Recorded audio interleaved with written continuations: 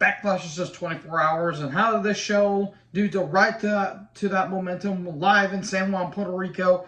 Well, you get one of the hottest crowds that WWE has put on in a dog's age, and two, pretty damn good go-home show. What's going on, guys? Boss86 here, back to another video, and today, here to do my Smackdown review from San Juan, Puerto Rico, and oh my lord in heaven. This was one of the best crowds I have seen in WWE in a while. Like, this crowd was hot. From beginning to end, from the opening segment to the last segment, this show was full guns blazing when it came to the crowd. And while none of the matches particularly stand out, it just felt like a run-of-the-mill go-home show. This crowd made it up for it. Like, holy good lord in heaven. Like, this crowd, even with the matches that typically a lot of people won't care about, this crowd has been craving for wrestling for years. And again, it's been 18 years since they had a pay-per-view in San Juan, Puerto Rico. And in all honesty, they should do more international pay-per-views. I mean, they're having one tomorrow. They're having one at Money in the Bank in, I think, Wembley. No, I think in the UK. And they had a Wales show last year. Like, I feel like they should go more international in the upcoming years. Because the more shows they do, the more crowds are going to be hot like this. So, yeah. I was, honestly, bravo to the crowd here. Because this crowd was absolutely glorious. So the LWO will come down, huge ovation for Ray. They start singing it. They start speaking in Spanish, and then Ray talks about how Bad Bunny's going to beat Priest, and Rhea's going to lose the title to Vega. The Vega tried to get in some wars, but Judgment Day come down, loud boos, absolutely loud boos. And Finn gets in a couple lines, and then Rhea gets in a couple lines, and then when Dominic about to talk, that crowd was not having it. Well, during the entrance, a fan was doing an LWO shirt, but Dom rips it up. I'm pretty sure that was a plant because that was a little too obvious. But Dominic just gets all of this heat, this red hot heat. This was nuclear levels of heat. This was like Edge in 2005 with the whole Matt Hardy and Lita situation. It was like this. Like, Dom has become he's become more hateful than Roman. Like, he's getting more louder boos than Roman, which I don't know how the hell that's possible. But again, may not care for him as a character on television. He's getting heat, so he's obviously doing something right. So Dominic talks, and Ray talks in Spanish. They all speak in Spanish, and the crowd's loving this. So how about we have a rematch? Well, Rhea steps in and says, how about you fight me? Well, how about we have a mixed tag match, playa? And there you go. It's going to be Ray and Rhea and Dom against Ray and Vega. And then as soon as they all leave, cheap shot by Dom just to get a little more, just to add a little more fuel to the fire. And there you go.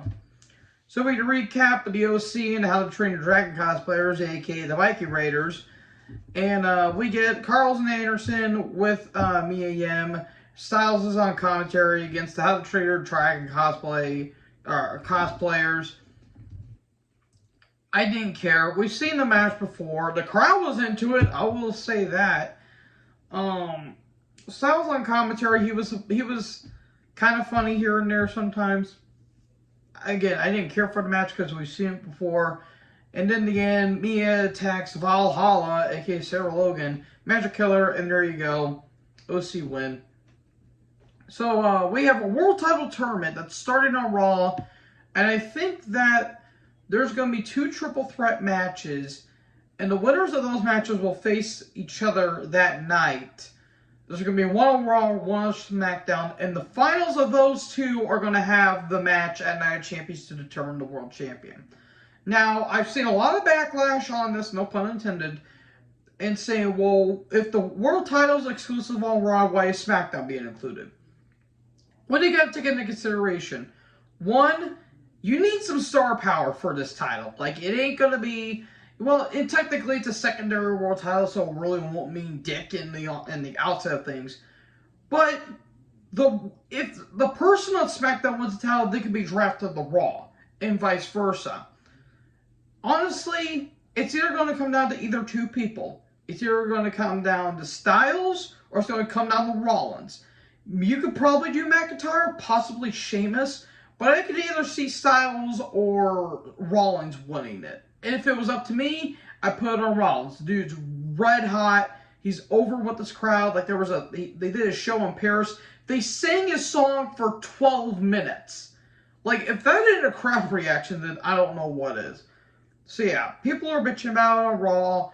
Man, I was a bit taken back on them, like, well, the draft's pointless, but let's be fair, the draft's been pointless for years. I mean, they got it right the first couple of years, and then everyone was doing their own damn thing, so I gotta take it with some common sense and take it with a grain of salt.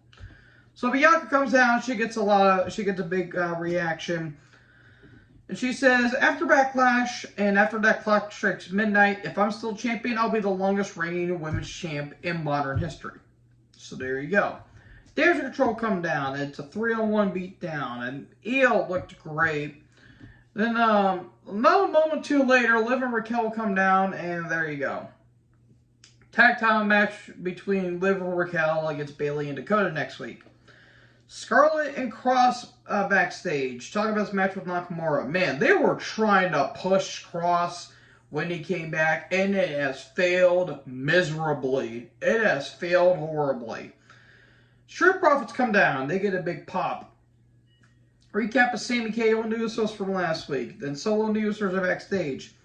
Talking about their match against Riddle, Sami, and KO this Sunday. Or tomorrow.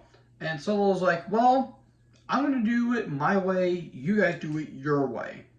Ooh, a little more tension between the bloodline. Imperium took on the Profits. Match was fine. Good match. I understand why the Profits won, because Imperium are going to Raw. In the end, Frog Splash, Street Profits win. There you go. Crowd got a huge reaction. We get Cody is backstage, and we get a recap of Cody at Mania, then him versus Brock. Cody comes out, and he talks about how he's going to beat Brock at Backlash, and he's going to finish the story by winning the title from Reigns. That's basically the gist of it. Nakamura backstage. He's having his matchup against Cross. Michael Cole does mention that Pat McAfee was here. He'll be dancing on so many tables. He talks about how McAfee just had his firstborn child. Congratulations to McAfee and his wife, Sam, I believe. That's what Cole said. Had a healthy baby daughter. Really glad to see McAfee. If he doesn't come back to wrestling anytime soon, that's going to suck, because I really did miss his charisma, his personality, and he was making commentary a whole hell of a lot of fun. But he's got his own talk show, and he's got all that stuff, and he's going to be focusing on becoming a dad, so all the best to Pat McAfee. Nakamura comes down, then Riddle, Sami, and KO are backstage. Riddle's hyping up the six-man tag, and he's like, am I talking too much? Well, sometimes you need to say less. Okay, there you go. Nakamura took on Cross with Scarlett. This was given time. It wasn't bad. It's just I don't care about Cross anymore. They've tried so hard, and it has just dive bombed horribly. Nakamura's a good hand. Crowd's really into it, though. Scarlett did distract, but in the end, amounted to no one. Kinshasa, there you go. Nakamura wins. It wasn't a bad match. I just didn't care about it because I just don't care about Cross. So we get a recap of the draft. Cameron Grimes, it's mainly talking about the NXT call-ups. Like Cameron Grimes and Adam Pearce are backstage. Good to see Grimes. He hasn't been on TV in months, but he looks good. He trimmed his beard down more to the point where it's almost shaven. I did think he was taking time off to deal with some personal stuff, mainly because of what the whole Quincy Elliott comments were made. Because, yeah, that was not too kind, and Cameron Grimes was a part of all that bullshit, and I hope Quincy Elliott breaks his... I really hope that guy never sees the light of day, because that is really stupid. Along with Odyssey Jones.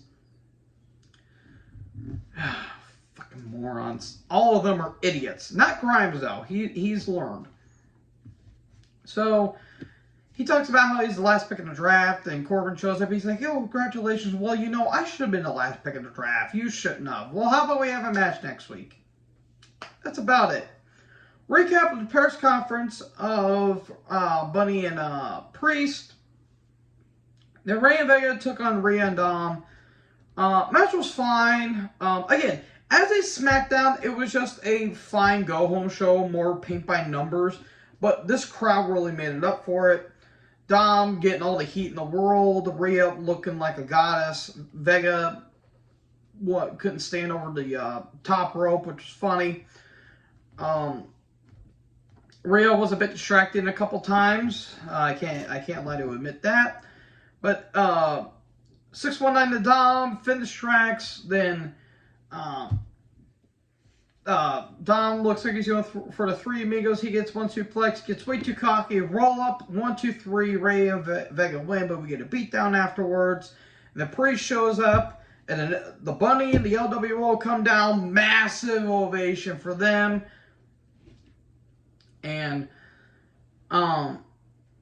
we just get flying all over the place. And I like how the LWO or Legado Fantasma, they were all attacking Rey and Dom, or not Rey and Dom, Finn and Dom, and yet Priest was just staring down Bad Bunny. That was really good stuff. So Bunny has a cane in his hand, and he looks like he's going to hit Priest, but Dom takes a cane shot, and there you go. Honestly, I'm hearing rumors this should main event. In all honesty, I think it should. Because one, you're going to get a huge pop from the crowd, and two, how the hell are you going to follow that up? Like, if Cody and Brock main event, it's like, okay, it should be Bunny and Priest because the crowd's going to be way more invested in that. Granted, the crowd's getting invested in the story that Cody's trying to overcome Brock, but I think Bunny and Priest should be the main event because that's what's drawing into the crowd. They want to see Bad Bunny. So, all in all, solid show, but the crowd really made it up for it. So, thank you guys so much for watching this video. What did you guys think about the show? Let me know in the comment section below. Make sure you guys leave a like, leave a comment, tap that big red subscribe button, tap the bell so when I upload, you guys will be notified. Thank you guys so much for watching this video. Most importantly, join the herd. I'll talk to you guys next video. Peace out.